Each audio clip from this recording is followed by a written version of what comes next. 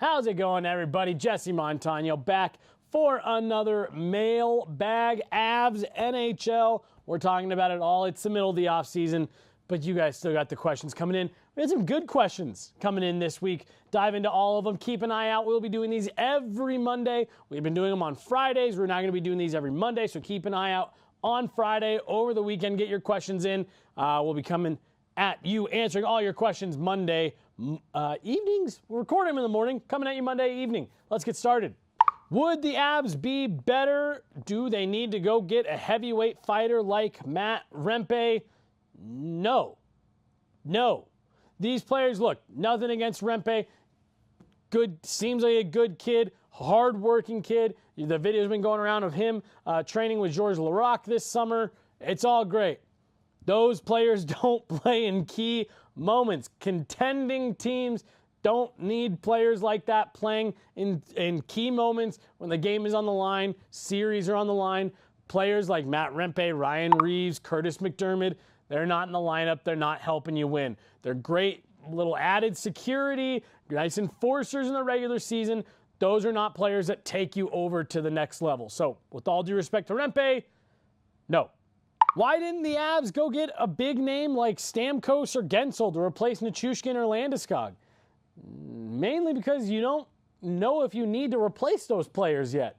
Both Gabe Landeskog and Val Nichushkin could be back this season. In fact, according to both those players, it's likely that they'll both be back. Now, Val Nichushkin obviously hasn't said it's likely he'll be back, but he hasn't postured that he's planning on leaving for the KHL or terminating this deal at all. So that tells you it's likely that he's just back with the Avalanche. And Gabe Landeskog told me in a press conference at the end of the season that he expects to be back sometime between the start of training camp and the end of the regular season. Somewhere in there, he expects that he will return to the lineup. So you couldn't go out and replace players that you are banking on being in your lineup. If you were the commissioner for a week, what changes would you make? There's three that come to mind right off the top of my head.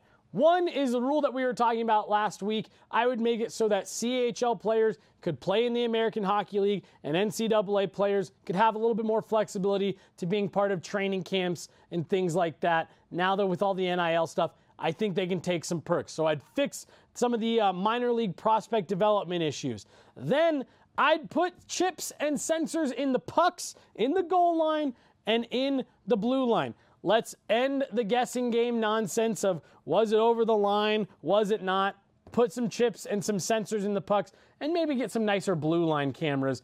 And then the last thing I would change, if you take a penalty in the final 2 minutes, the other team gets that full entire 2 minutes, assuming they don't score before the original clock runs out. But so it deters someone from taking a crazy two-handed slashing penalty with 10 seconds left to save a goal, because then you'd have to serve out that entire 2 minutes on the penalty kill before the game could end. So those are the three changes I would make if I had a week to just make whatever rule changes I wanted to. What is your favorite sports book? Look, I'm not really a big, I don't have a long list. I've read Fast as Her by Kendall Coyne Schofield.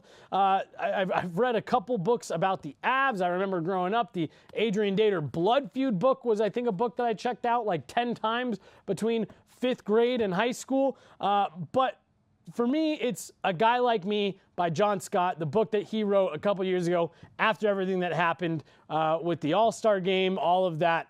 I loved reading that story. I loved seeing that perspective from a guy like John Scott. So A Guy Like Me by John Scott is probably my go-to sports book if you're making me pick one. Is someone going to buy the rights off of Morello? Doesn't he want to vacate? This is in relation to the Arizona Coyotes and former owner Alex Morello. That has happened last week. He has sold the rights back to the league. He no longer owns the team. He did want to vacate. He was able to. The league now owns the rights to the Coyotes franchise and the logos and the colors and the uniforms.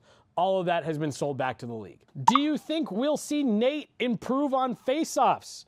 Maximum respect for him and his work ethic. This just seems like a relatively small thing that could make a big difference, and I wonder why he doesn't prioritize it. This is something he even kind of openly talks about, that he's not good on the draw. He's not a good face-off taker. I really don't know. I know it's something, he pays extra close attention to every last detail of his game in the summer. He works out with Sidney Crosby, who's one of the best face-off men in the history of the game. So I don't know. Maybe it is something that he will eventually decide to put some emphasis and focus on. But with the way that Colorado runs their kind of schemes, their setups, their little set plays off of face-offs, he's often the trigger man, meaning that Mikko Rantanen, or when Gabe Landeskog is healthy, Gabe Landeskog are taking a lot of the face-offs. That's just really not how they like to use Nathan MacKinnon best. So maybe it'll one day be something that he prioritizes, but right now, he doesn't, and the team doesn't really need him to. Prospects are always subjective, but how does Cal Richie stack up to his predecessor, Alex Newhook, as the 2C of the future? Look, what Cal Richie did this last year in the OHL, he dominated. Outright dominated. This was a player that, in his draft year, was considered to be one of the higher-end prospects available, but given the shoulder injury, he fell a little bit. There was just some teams that were a little bit scared off of him. It was always considered that if he was going to get back to healthy, the Avs had maybe stolen a bit of a pick here at the end of the first round after what we saw him do last year with the Oshawa Generals in the OHL. Every reason to be encouraged by what you're seeing from Cal Richie, but we'll see. That is kind of always, with any kind of prospect outside of the top five and really even inside the top five for the NHL, you have to wait and see. I think that's why the Avs giving him an ELC is so significant. We're going to get a look at what Cal Richie could potentially do with the NHL level right now. The Avs absolutely see him as a potential 2C of the future. Now, here's what I do think he's maybe got an advantage over what Alex Newhook had. Alex Newhook came in that first year. He had Nazem Kadri playing ahead of him. After that, after Alex Newhook's rookie year, he was being expected to jump right into that second-line center role. Not going to be the case here with Callum Richie. He's going to have a couple of years to slowly develop, get up to pace, maybe at a more natural progression, something that matches his pace and his speed a little bit better. So I think Cal Richie's going to be put in a better situation to succeed and maybe is coming in a rung above where Alex Newhook was. What do you think a Drouin extension looks like, length and money, on January 1st if he keeps playing like he did last year? My guess is 4.4 times 4.5. I think that's a good guess. I think anywhere 4 to 5 years with anywhere from 4 to 5 million is a really good guess on what they're probably targeting for Jonathan Drouin. Get him a little bit of term, a nice raise over the 2.5 without tying everyone super long term to any kind of deals there. So I think what Jared had there in his guess was a good guess. Anywhere from, in my opinion, anywhere from 4 to 5 years, anywhere from $4 to $5 million is probably what both sides are going to target for Jonathan Drouin. What do you think the Mikko deal looks like, and do you think they'll get it done before the start of the season?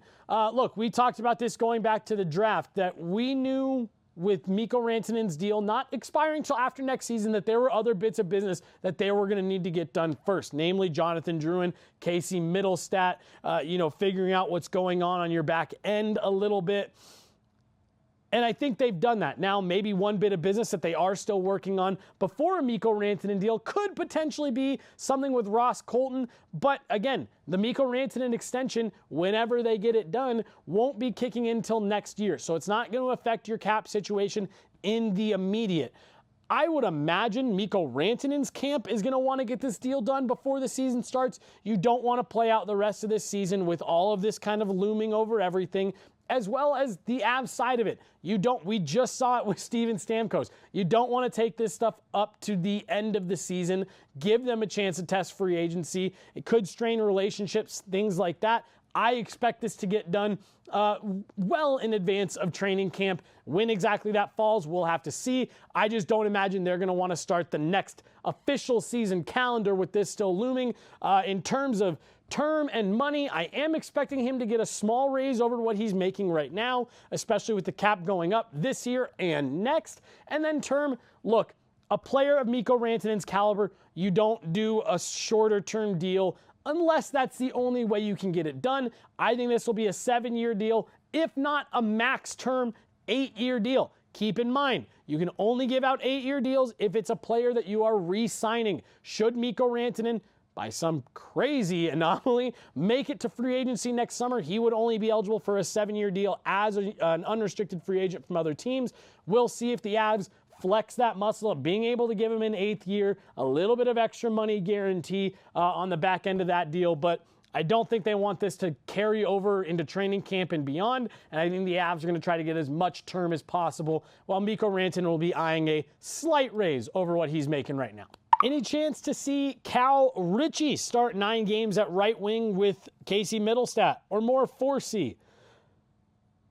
I think if you're playing Richie in the NHL, you want to do it in a situation where he's going to be set up for success. Now, I don't think putting him on a wing with maybe a little bit more skill, a guy like Casey Middlestat's a bad idea. I don't think that's a bad idea. But if this is a player that you see as a future second-line center, or just center in general in the NHL, you want him to start getting as many reps there as you can get him. So I see it more likely as them putting him on like a 3rd line as the center and trying to give him as much skill and leadership there on the wings as they can. Maybe, Ross Colton, Miles Wood, maybe a Logan O'Connor. I'm not really sure, but I think they're going to try to put him in a situation to be successful, maybe get him some reps on the power play, second power play unit, to have the puck on his stick, get some touches, put some pucks towards the net. But we'll have to see. He's got to really have a strong camp. Jared Bednar, we talk about it all the time here. You guys know what I'm about to say. He likes predictable. He likes knowing what he's going to get, and it's players that he's got trust and faith in that he's willing to roll out there. Richie has to show that he is not coming to the NHL purely to develop, that he can come in and be an impact player, and you don't have to carry a line, but that he can hold his own as a center on a line. That's what the Avs want to see if Richie is going to be in the NHL. We're going to round out with this one because I thought this was a great question. It's an Avs home game at 7 p.m. What does my day look like? It's a great question. Well, normally it starts with me coming in here to the studio, double checking on anything that we need, picking up any equipment that maybe our videographers or whoever haven't taken down to the arena already. I then head down to the arena. We do morning skate. We're there for about 90 minutes. 2 hours if we're doing home and away locker rooms, wanting to see what the visiting team is up to, if there's anyone in there they want to talk to. And then it's either back to the office if we've got more shows or more work to do. On those days, I typically just stay at the office. We're down in Denver, so it doesn't really make sense for me to go all the way home just to have to fight traffic to come back. So those are usually kind of long days for me. But on days where we don't have other shows, or if my schedule's a little bit more clear, I can go from morning skate back home and kind of take that middle chunk of the day as my, evening time, like whatever your wind down time that most people do after work, cook dinner, things like that. I'll just do lunch, hang out on the couch, open up my laptop a little bit, do a couple things, watch some TV, and then head back down to the game. And we're typically there until about 11-ish. Again, if it's a late night, playoff night, something like that, could go a little bit later. But yeah, that's typically if it's 7 o'clock game, we're usually out of there by anywhere between 10:30 and 11, depending on how quickly we move that evening. But that's basically a game day for us. All right, guys, I think that's all we've got for this week. Again, we'll be dropping these every Monday. Keep an eye out for the call to questions on Fridays. You guys are always great about filling up our mailbag, but those will be coming every single week. Thanks so much, guys. Jesse Montaño, Guerilla Sports Mailbag. We'll talk to you next week.